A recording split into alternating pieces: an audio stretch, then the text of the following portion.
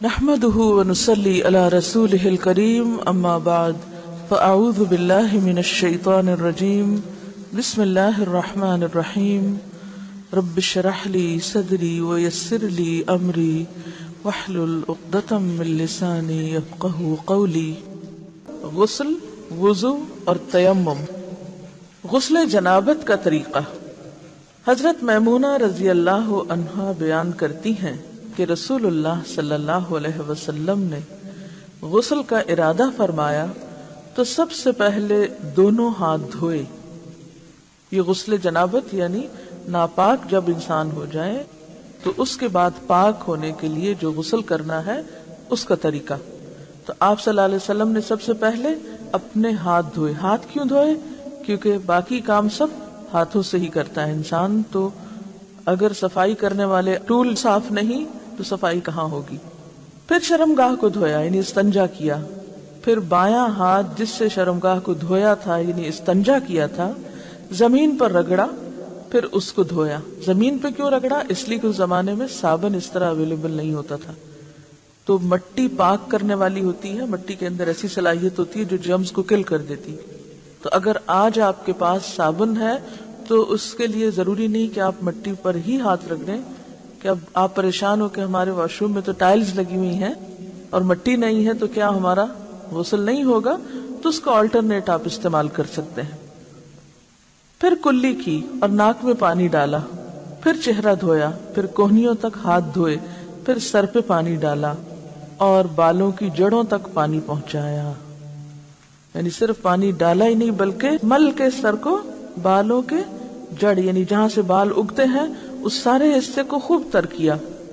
3 بار سر پر پانی ڈالا، پھر تمام بدن پر پانی ڈالا۔ یعنی پہلے سر پہ 3 بار ڈال کے اس کو سارا دھو ڈالا، پھر پورے جسم پر پانی ڈالا۔ پھر جہاں آپ نے غسل کیا تھا اس جگہ سے ہٹ کر پاؤں دھوئے۔ تو اس کا مطلب ہے کہ باقی وضو آپ نے شروع میں کر لیا اور پاؤں دھونے کا عمل بالکل آخر میں کیا۔ حافظ ابن حجر رحمۃ اللہ علیہ فرماتے ہیں کسی حدیث میں غسل جنابت کا وضو کرتے وقت سر کے مسے کا ذکر نہیں۔ کیوں؟ اس لیے کہ سر دھو جو لیا جاتا ہے۔ حضرت عائشہ رضی اللہ عنہا اور حضرت عبداللہ بن عمر رسول اللہ صلی اللہ علیہ وسلم کے غسل جنابت میں وضو کا ذکر کرتے ہوئے فرماتے ہیں کہ آپ نے سر کا مسا نہیں کیا بلکہ اس پر پانی ڈالا۔ امام نسائی نے اس حدیث پر یہ باب باندھا ہے جنابت کے وضو میں سر کے مسا کو ترک کرنا۔ امام ابو داؤد فرماتے ہیں میں نے امام احمد سے سوال کیا کہ جنبی جب غسل سے قبل وضو کرے تو کیا سر کا مسا بھی کرے؟ جنبی یعنی جس کو حالت جنابت لاحق ہوئی ہے، ناپاک ہے، جب غسل سے قبل وضو کرے تو کیا سر کا بھی مسا کرے؟ آپ نے فرمایا وہ مسا کس لیے کرے جبکہ وہ اپنے سر پر پانی ڈالے گا۔ حضرت عائشہ رضی اللہ تعالی عنہا نے کہا میں اور رسول اللہ صلی اللہ علیہ وسلم ایک برتن سے نہاتے اور دونوں اس سے چلو بھر بھر کر لیتے تھے۔ یعنی آج کے دور میں تو آپ کے پاس مگ ہیں اور بہت سی سہولتیں ہیں، تو اس دور میں چلو سے پانی لے کر اپنے اوپر ڈال لیتے تھے۔ اس سے کیا پتہ چلتا ہے کہ اللہ نے انسان کو عقل دی ہے، انسان تدبیر کرے۔ اب آپ کو مثلا نہانے کی ضرورت ہے، آپ واش روم میں گئے ہیں، کہیں مسافر ہیں، وہاں صرف پانی کی بالٹی تو ہے لیکن پانی نکالنے والی کوئی چیز نہیں، تو آپ روتے ہوئے باہر آ جائیں کہ میں تو آج غسل ہی نہیں کر سکتی کیونکہ مگا ہی نہیں ہے۔ تو آپ صلی اللہ علیہ وسلم کا طریقہ دیکھیے کہ چلو بھر کے ایک ہاتھ سے یا لب بھر کے 2 ہاتھوں سے ڈال کے غسل کر لیتے۔ غسل پردے میں کرنا چاہیے۔ کیا وضو کے لیے مسح ضروری ہے؟ ضروری؟ کتنا ضروری ہے؟ کیا غسل میں وضو ضروری ہے؟ آپ نے فرمایا کہ وضو کے لیے مسح ضروری ہے بلکہ فرض ہے۔ پھر آپ سے میں نے پوچھا کہ کیا غسل کے لیے وضو ضروری ہے؟ تو جی ہاں، غسل ہوتا نہیں وضو کے بغیر، لیکن بات یہ ہے کہ پھر جب وضو نہیں ہوتا مسح کے بغیر اور غسل نہیں ہوتا وضو کے بغیر تو کیا غسل میں مسح ضروری ہے؟ تو پھر کیسے؟ آپ کا تو نتیجہ غلط نہیں نکلا۔ دیکھیے نا، آپ فرماتے ہیں کہ وضو کے لیے مسح فرض ہے، غسل کے لیے وضو فرض ہے، لیکن آخر میں کہتے ہیں غسل کے لیے مسح فرض نہیں. جی ہاں، کیونکہ آپ صلی اللہ علیہ وسلم نے ایسا نہیں کیا. سب سے پہلی بات تو یہ جو آپ سے طریقہ منقول ہے اس میں ایسا نہیں ہے. اور دوسری بات یہ ہے کہ انڈرسٹوڈ بات ہے کہ جب سر پہ پانی پڑ گیا تو پھر مسح کی کیا ضرورت ہے. تو اس سے پتہ چلتا ہے کہ ہمارا دین جو ہے وہ بہت لاجیکل ہے، اس میں بے وجہ تکلیف نہیں دی گئی. ایسا بھی نہیں ہے کہ آپ لوگوں کو روکنا شروع کر دیں اور آپ فتویٰ دینا شروع کر دیں کہ آپ غسل جنابت میں مسح نہ کرنا. اس طرح نہیں بات ہوتی. وہ تو ایک سیکوینس میں ایک چیز چلتی ہے تو وہ اٹس انڈرسٹوڈ. لیکن ایسے ایشوز کو الگ لے کے ان کو ہوا دینا اور لوگوں کے اوپر زندگی مشکل کرنا، ان کو بات سمجھ نہیں آتی، پھر وہ کہتے ہیں یہ ایک نیا دین بن گیا. تو اس طریقے سے پرہیز کرنا ہے آپ کو. بہت سے لوگوں کو غسل جنابت اور نہانے کا یعنی عام طور پہ جو ہم بات لیتے ہیں اس کا فرق ہی نہیں پتا. تو جو ڈیلی آپ شاور لیتے ہیں یا بات لیتے ہیں دیٹ از ڈفرنٹ. لیکن جب آپ پاک ہونے کے لیے نہاتے ہیں تو وہ مختلف ہے. روز آپ نہانا بھی اگر سنت کے مطابق کریں تو بہت اچھا ہے، وہ نہانا بھی ثواب بن گیا، وہ ساری ایفرٹ کسی کام لگ گئی کیونکہ آپ سنت کے مطابق ایک کام کریں. لیکن غسل جنابت تو ہوتا ہی نہیں جب تک کہ آپ کلی نہ کریں، ناک میں پانی نہ ڈالیں اور سارے بدن پہ پانی نہ بہائیں. ٹھیک ہے، آگے چلتے ہیں. غسل جنابت کا وضو کافی ہے. حضرت عائشہ رضی اللہ تعالی عنہا سے روایت ہے کہ رسول اللہ صلی اللہ علیہ وسلم غسل جنابت کے بعد وضو نہیں کرتے تھے. یعنی غسل جنابت میں جو وضو ہو جاتا ہے شروع میں جو آپ کرتے تھے، جس کے پاؤں بالکل آخر میں دھوتے تھے، اسی وضو سے نماز پڑھ لیتے تھے. بہت سے لوگوں کو یہ کنفیوژن ہے کہ جناب ہم اگر سر سے دوپٹہ اتار دیں تو کیا ہمارا وضو باقی رہے گا، ہے نا. یہ بہت ایک خلش سی دل میں لوگوں کی ہوتی. تو یہاں پر تو دوپٹہ کیا لباس بھی نہیں، یعنی بے لباس وضو کیا گیا ہے اور وہی وضو کافی سمجھا گیا ہے. بعد میں دوبارہ وضو کی بھی ضرورت نہیں.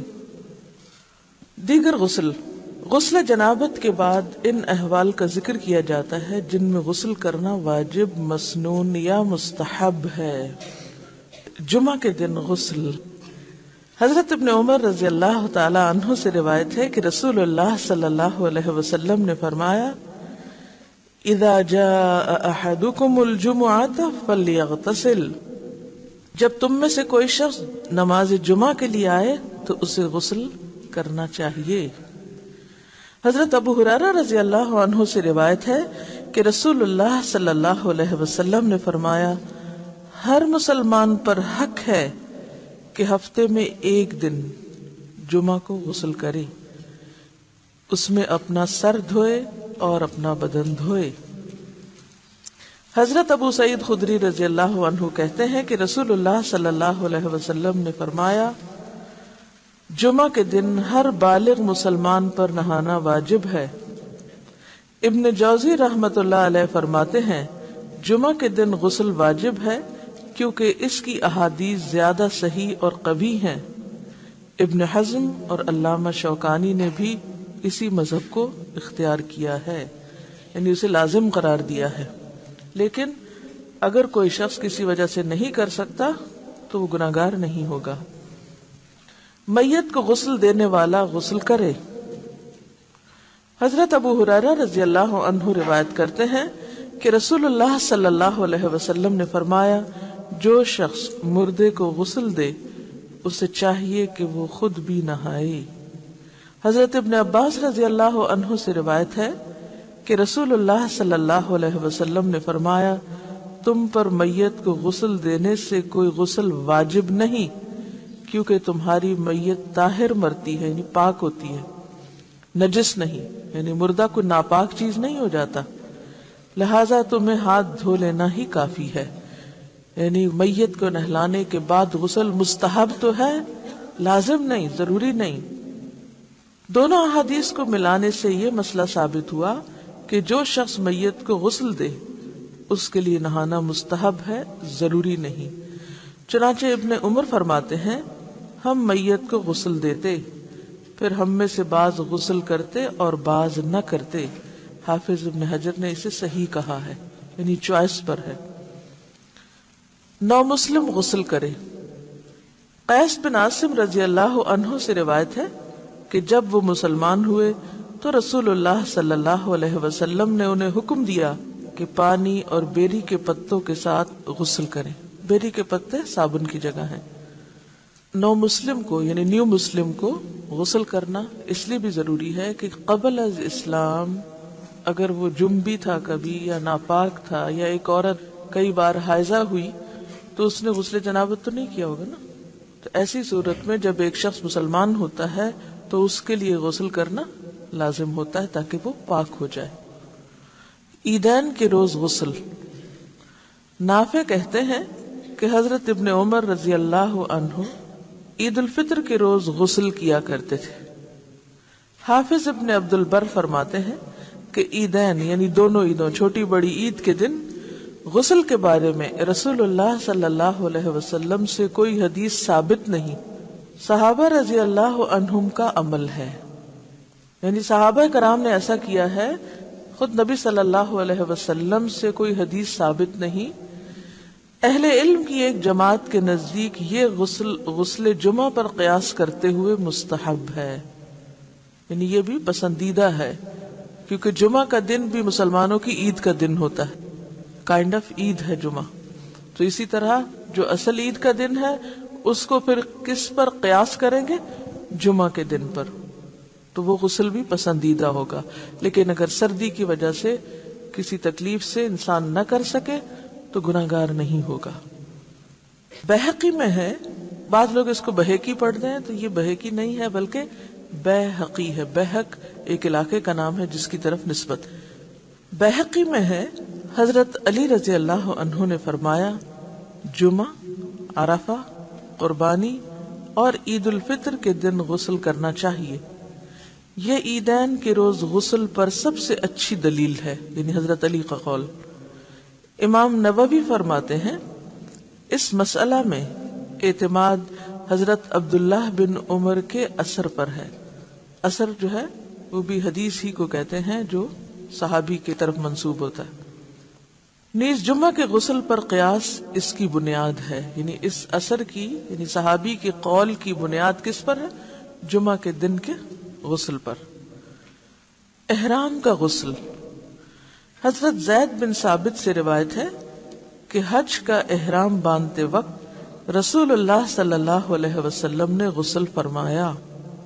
مکہ میں داخل ہونے کا غسل۔ اب یہ غسل دو الگ الگ ہیں، ایک تو یہ ہے کہ آپ گھر سے نکل رہے ہیں یا آپ جہاں سے احرام باندھ رہے ہیں، جیسے مدینہ سے مکہ جاتے وقت راستے میں میقات آتی ہے ابیار علی کے مقام پر، وہاں باقاعدہ غسل خانے بنے ہوئے ہیں اور لوگ وہاں غسل کر لیتے ہیں۔ لیکن اگر آپ گھر سے بھی اس نیت سے کر کے نکلیں تو بھی درست ہے، کیونکہ بعض اوقات پبلک ٹوائلٹس میں موقع نہیں بھی ملتا وہاں، یا یہاں سے جب ہم جاتے ہیں پاکستان سے تو احرام کہاں باندھتے ہیں؟ جہاز میں، تو جہاز میں آپ غسل کہاں فرمائیں گے؟ تو بہتر ہے آپ گھر سے ہی غسل کر لیں اس نیت سے کہ آپ یہ احرام کا غسل کر رہے ہیں، اور پھر دوبارہ مکہ داخل ہوتے وقت۔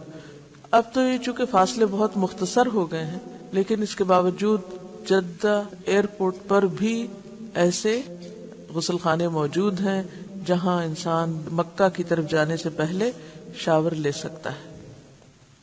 حضرت ابن عمر رضی اللہ عنہ فرماتے ہیں کہ رسول اللہ صلی اللہ علیہ وسلم مکہ میں داخل ہوتے وقت غسل کرتے تھے۔ اب یہ سارے غسل جو ہیں یہ مستحب ہیں، پسندیدہ عمل ہے۔ احرام پہنتے وقت اور مکہ میں داخل ہوتے وقت غسل ایسے ہی ہے جیسے نماز سے پہلے کوئی وضو کر کے نماز کی تیاری کر رہا ہو۔ وضو تو خیر فرائض میں سے ہے، لیکن یہ بھی چونکہ اللہ کے گھر جا رہا ہوتا ہے انسان، تو صاف ستھرا ہو کے جائے، تیار ہو کر جائے، باقاعدہ اس کے اندر ایک فیلنگ ہو کہ وہ اللہ کے گھر داخل ہو رہا ہے، ایک اللہ سے ملاقات کا ذریعہ ہے، تو اس میں جسمانی صحت اور صفائی اور ستھرائی جو ہے وہ روحانی صحت پر اثر انداز ہوتی ہے۔ تو یہ سارا جو غسل کا جتنا بھی بیان تھا، اس میں ایک بات بہت اچھی طرح واضح ہو گئی کہ فرض کے درجے کا غسل جو ہے وہ ناپاکی سے پاک ہونے کا ہی ہے، اور بس باقی جو غسل ہیں وہ مستحب میں ہے، مستحبات میں سے ہیں، جن میں سے سب سے اہم غسل جمعے کا غسل ہے، جس کو بعض علماء واجب کے درجے پر رکھتے ہیں۔ باقی تمام کی تمام کیا ہیں کہ ایسا کرنا افضل ہے، پسندیدہ ہے، بہترین ہے، اور اگر کوئی نہ کسی وجہ سے کر سکے تو اس کے اوپر کوئی ملامت نہیں، اس کی عبادت میں خلل نہیں آئے گا اس وجہ سے۔ جیسے وضو کے بغیر نماز میں خلل آتا ہے، اس طرح غسل کے بغیر ان عبادتوں میں خلل نہیں ہوگا۔ ٹھیک۔ مسواک کا بیان۔ حضرت حذیفہ رضی اللہ عنہ فرماتے ہیں رسول اللہ صلی اللہ علیہ وسلم جب رات کو تہجد کے لیے اٹھتے تو مسواک فرماتے، گویا نیند سے اٹھنے کے فوراً بعد پہلا کام مسواک۔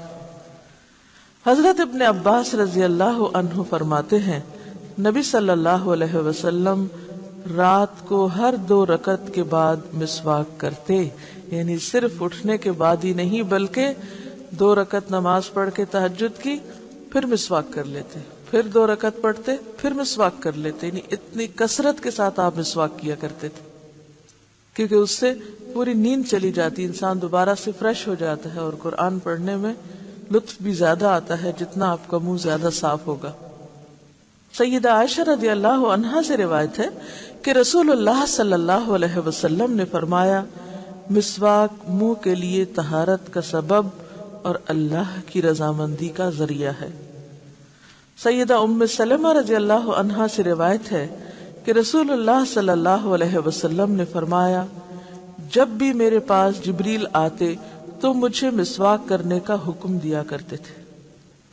مجھے خطرہ لاحق ہوا کہ میں اپنے منہ کی اگلی جانب نہ چھیل لوں، یعنی اس کثرت سے آپ مسواک کرتے تھے اور جبریل بھی آپ کو مسواک کرنے کا کہتے کہ مجھے یوں ڈر لگتا کہ جیسے اگلا حصہ چھل جائے گا۔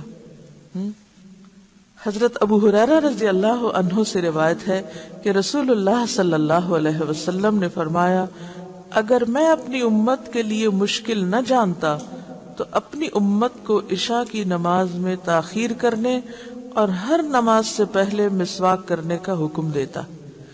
تو اس سے بھی یہ بات پتہ چلتی ہے کہ مسواک کی جہاں بہت تاکید ہے وہاں مسواک کرنا پھر ایک مستحب عمل ہے، فرض یا واجب کے درجے میں نہیں ہے، اگرچہ تاکید بہت ہے۔ اور کیوں نہیں اس کو فرض قرار دیا گیا؟ کہ لوگوں کے لیے مشقت ہو جاتی، ہر جگہ انہیں اپنے ساتھ مسواک رکھنا پڑتا، اور اگر نہ ہوتا تو پھر ان کے لیے عبادت مشکل ہو جاتی۔ لیکن بہت ساری چیزیں ایسی ہیں زندگی میں، صرف مسواک ہی کی بات نہیں، کہ ان کے اوپر شوق بھی دلایا گیا، آپ صلی اللہ علیہ وسلم کا طرز عمل بھی ہمیں پتہ چلتا ہے، اور بار بار کی تاکید بھی پتہ چلتی ہے، لیکن اس کے باوجود ہم پہ لازم نہیں کیا گیا۔ ایسے میں ہمیں کیا کرنا چاہیے کہ حد الوسع جتنا بھی ممکن ہو ان چیزوں کو اپنی عادت بنا لیں۔ آپ میں سے کتنے لوگ لکڑی والی مسواک کرتے ہیں؟ آپ دیکھیے کہ جہاں یہ ایک سنت ہے وہاں اورل ہائیجین کا بہترین ذریعہ ہے۔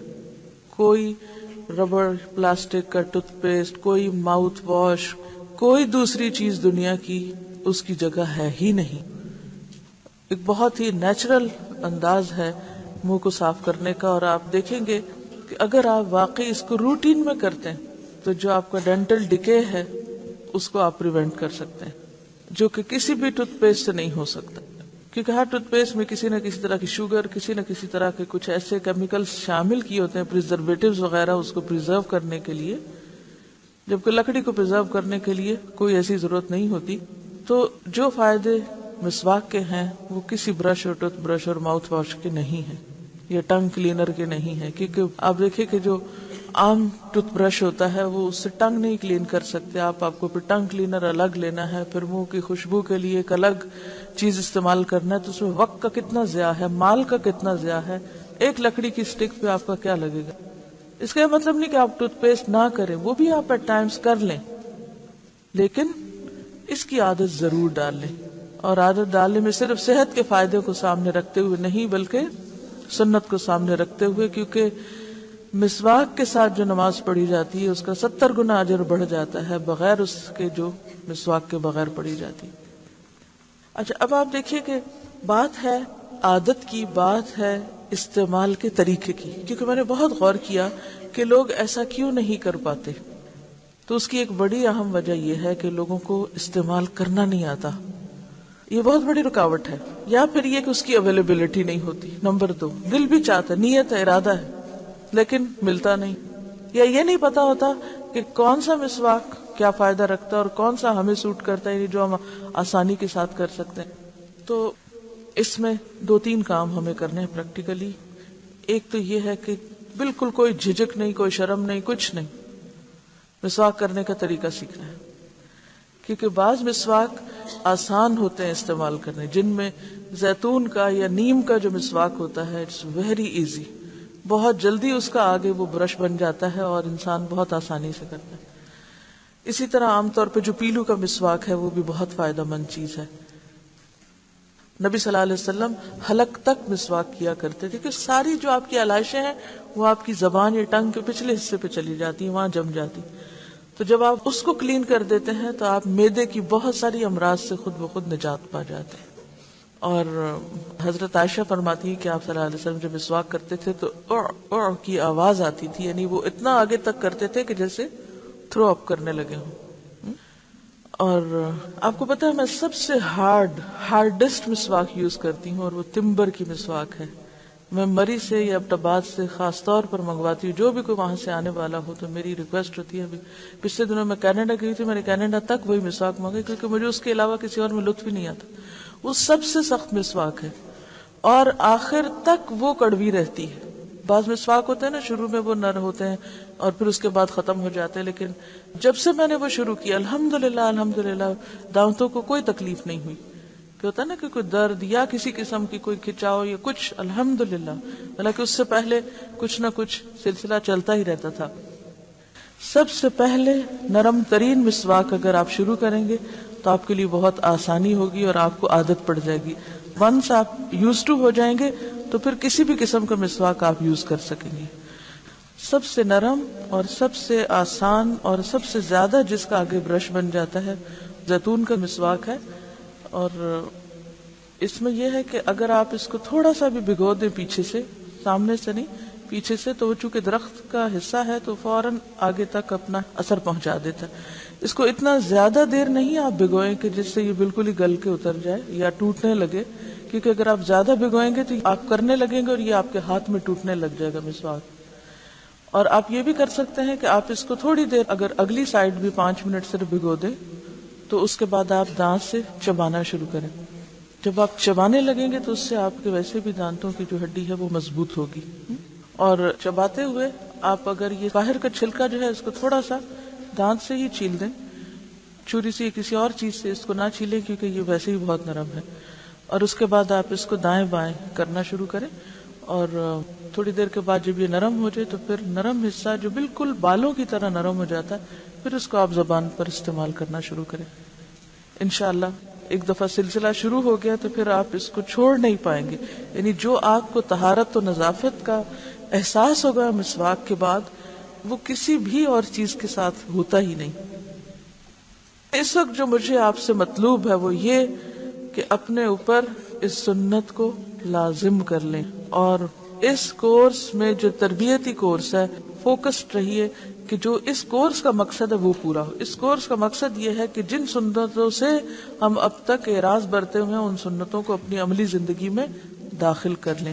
کیونکہ یہ صرف علم کی کلاس نہیں ہے، اس میں کیا ہے جو ہم نہیں کر رہے وہ کرتے چلے جانا ہے، جو لکھا ہوا ہے سیدھا سیدھا مسواک کی عادت ڈال لیں.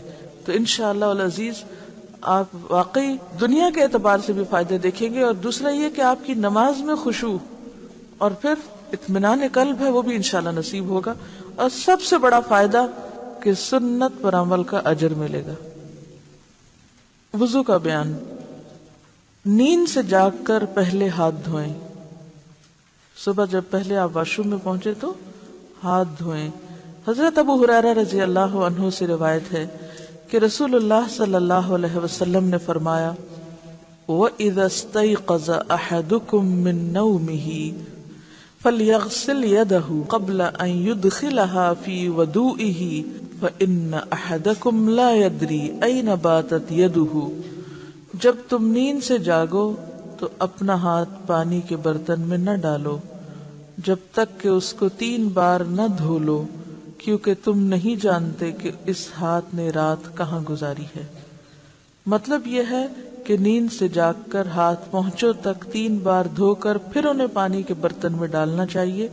ہو سکتا ہے رات کو ہاتھ بدن کے کسی حصے کو لگ کر پلید ہو گئے ہوں۔ اب تو خیر ٹیپ کا طریقہ ہے، لیکن اس سے پہلے لوگوں کے پاس مگ بھی نہیں ہوتے تھے اور لوٹوں کا بھی اس طرح رواج نہیں تھا، تو عموماً کیا ہوتا تھا، برتن کے اندر سے، جیسے اب بھی دیہات میں بعض اوقات برتن کے اندر سے ہاتھ ڈال کے لب سے پانی ڈال کے وضو کیا جاتا ہے۔ نیند سے جاگ کر 3 بار ناک جھاڑیں۔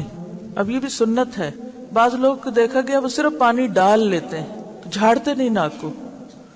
سیدنا ابو ہریرہ رضی اللہ عنہ روایت کرتے ہیں کہ رسول اللہ صلی اللہ علیہ وسلم نے فرمایا، جب تم نیند سے بیدار ہو پھر وضو کا ارادہ کرو تو پانی چڑھا کر 3 بار ناک جھاڑو، کیونکہ شیطان ناک کے بانسے میں رات گزارتا ہے۔ سونے والے کے ناک کے بانسے میں شیطان کی رات گزارنے کی اصلیت اور حقیقت اللہ ہی بہتر جانتا ہے۔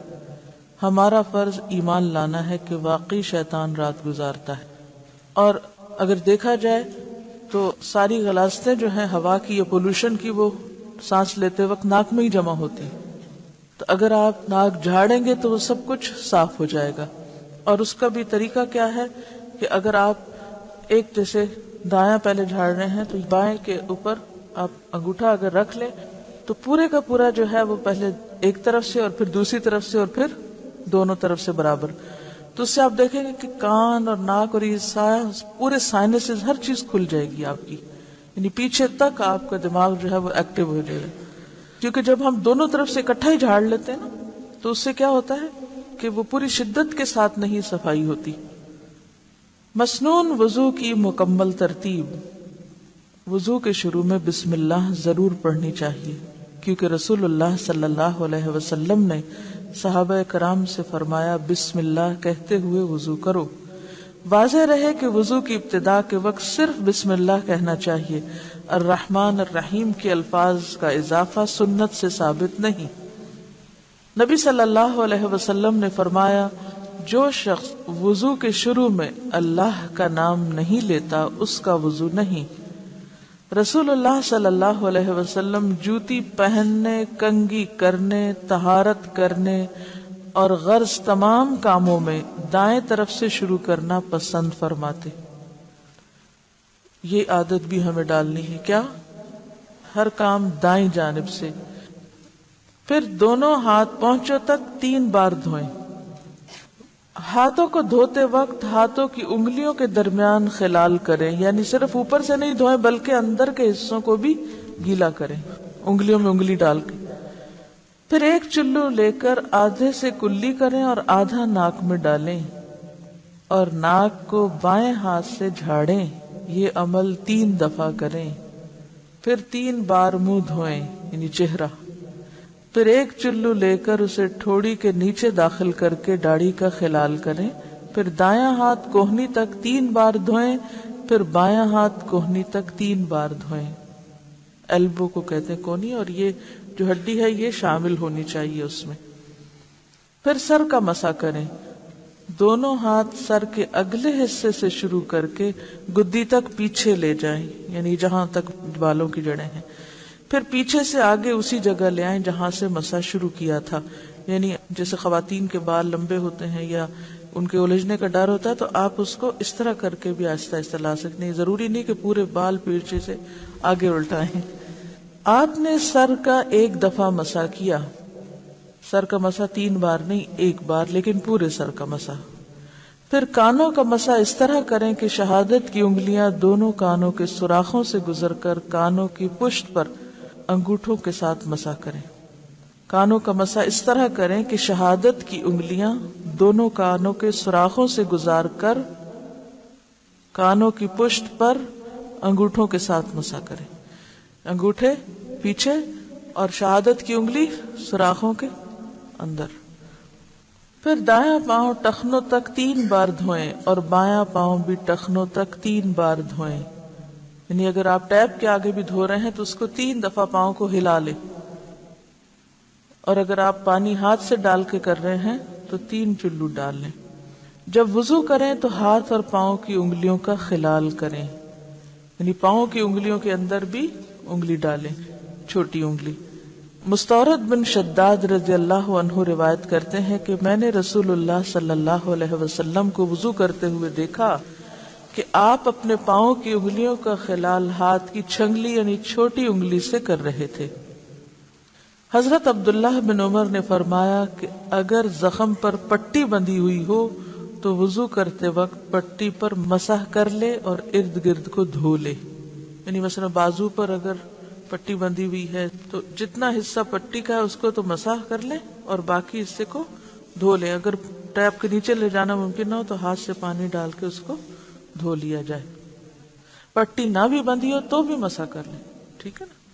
اس میں آپ دیکھیے جو فرق آپ کو لگا ہوگا کہ ایک ہی چلو سے آدھے میں کلی اور آدھا ناک میں پانی ڈالنا، اتنا پانی کو بچایا گیا ہے. کلی اور ناک میں پانی ڈالنے کے لیے الگ الگ پانی لینے کا ذکر جس حدیث میں ہے اسے امام ابو داؤد، امام نووی اور حافظ ابن حجر نے ضعیف کہا ہے.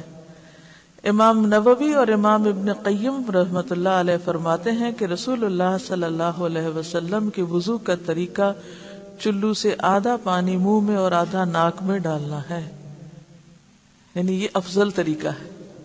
اور دوسری روایت جو ہے وہ ضعیف ہے. ٹھیک ہے. یعنی ایک چلو سے آدھا کلی اور آدھا ناک میں ڈالنا جو ہے یہ حدیث زیادہ صحیح ہے، اور جو دوسری حدیث ہے جس میں الگ الگ کرنا ہے وہ ضعیف روایت ہے. ایک بات جس کا مجھے سخت خوف اور خطرہ محسوس ہو رہا ہے وہ یہ کہ آپ آج سے گھر میں مفتی بن جائیں گے اور جا کے سب کے وضو غلط قرار دیں گے. کیا ایسا ہی کریں گے؟ لیکن مجھے ڈر کیوں لگ رہا ہے آپ ایسے کریں گے؟ ہاں دیکھیے، آپ فقہ اسلامی پڑھ رہے ہیں، یہ جان رہے ہیں کہ فقہ کی اصل بنیاد قرآن اور سنت میں صحیح حدیث ہے، اور پریفرنس ہماری صحیح احادیث پر ہے، اور پھر سارے ذخیرے کو کھنگال کر جو چیزیں صحیح کے درجے پہ پوری اتر رہی ہیں ان کو اختیار کرنا ہے. اب یہ آپ تو ایک پروسیس سے گزر کر آپ ایک چیز کو لے رہے ہیں، ڈھونڈ کے سب جان کے پھر آپ کہہ رہے ہیں ہاں ٹھیک ہے میں یہ لے سکتی ہوں. لیکن جنہوں نے یہ سب جانا نہیں پڑھا نہیں ان پر آپ مسلط تو نہیں کر سکتے نا کچھ. ہاں بتا سکتے ہیں، اور بتانے کے لیے آپ کتاب پھر سامنے رکھیے، زبانی باتیں نہیں کیجیے، اور لوگوں کے وضو غلط قرار نہیں دیجیے. اس سے بھی بچیے کہ آپ غلط وضو کر رہی ہیں. آپ یہ کہہ سکتی ہیں کہ آپ نے اگر صحیح حدیث کا انتخاب کر کے بہتر وضو کیا ہے تو دوسرے کا غلط نہیں ہے. ٹھیک ہے. بجائے اس کے کہ وہ نماز پڑھتا رہے، ایسا نہ ہو کہ آپ کا طرز عمل اس کو نماز سے ہی بھگا دے. یہ زیادہ اہم نقطہ ہے سیکھنے کا بنسبت افضل اور بہترین چیزیں سیکھنے کے. اور ایسے لوگوں کو بھی آرام سے بتا سکتے ہیں جو خود سننے کے سمجھنے کے طلبگار ہوں اور بس بلا وجہ کسی کے بھی پیچھے نہیں. اب دیکھیے کہ میں نے یہ کتاب آپ کے سامنے کیوں رکھی، تاکہ دلائل آپ کے سامنے ہوں، اور اگر آپ کو میں دلائل کے بغیر خود اپنے حکم کے طور پہ سناتی تو شاید آپ کے لیے بھی قبول کرنا آسان نہ ہوتا. چلیے آگے چلتے ہیں. رسول اللہ صلی اللہ علیہ وسلم نے فرمایا کانوں کا تعلق سر سے ہے، یعنی سر کا مسح جو قرآن میں آتا ہے نا فَامْسَحُوا بِرُؤُوسِكُمْ، تو کان بھی سر کا حصہ ہے. یعنی اگر کوئی پوچھے کہ دلیل کیا ہے تو اس میں آپ صلی اللہ علیہ وسلم نے یہی دلیل دی ہے کہ کان سر کا حصہ ہے، یعنی کانوں کا تعلق سر سے ہے. اسے ابن جوزی وغیرہ نے صحیح کہا ہے یعنی اس حدیث کو.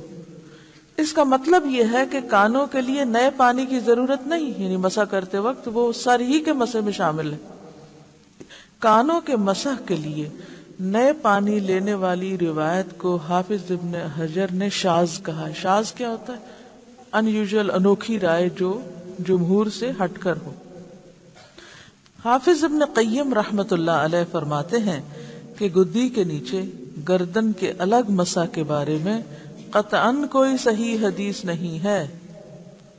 گردن کے الگ مسح کے بارے میں قطعاً کوئی صحیح حدیث نہیں ہے.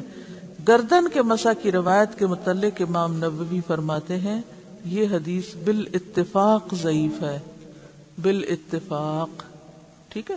اچھا، اب آپ جب وہ جاتے ہیں نا پیچھے تک لے جاتے ہیں تو خود ہی آپ کا ہاتھ کہاں تک پہنچ جاتا ہے؟ گردن تک پہنچ ہی جاتا ہے، اور پھر اسی کو واپس لے آتے ہیں. لیکن الگ پانی لے کے صرف اس طرح کرنا جو ہے، اس بارے میں کوئی حدیث صحیح نہیں، ضعیف ہی ہے.